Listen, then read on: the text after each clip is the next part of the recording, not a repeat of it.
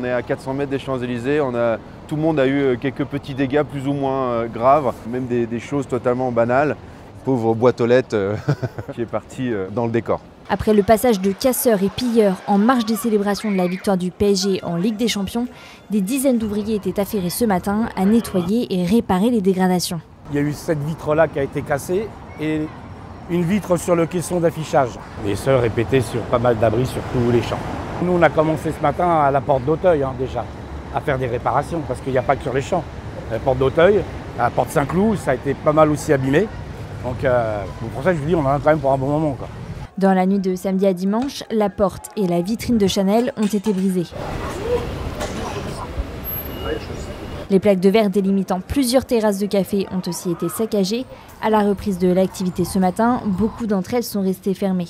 Ce magasin qui vend des sneakers est le plus touché, il a été intégralement pillé.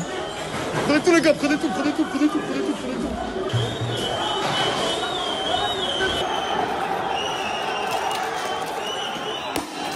30 personnes ont été interpellées dans la boutique, puis 10 en train de se balader avec les chaussures autour des Champs-Élysées. Ces individus qui sont venus rien que pour casser, ils ne font pas partie des supporters. Certains magasins n'ont pas noté, comme on le dit donc dans le terme, d'autres ne l'ont pas fait parce que ça a un coût quand même, ça a un coût.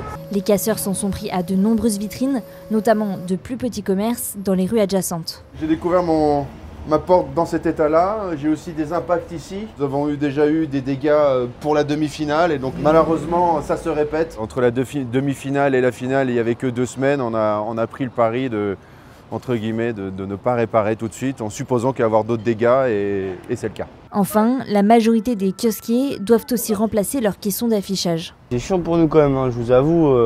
On doit enlever tout ce qui est recettes. Même on devrait enlever toute notre marchandise, hein, carrément, mais bon, ça représente trop de travail.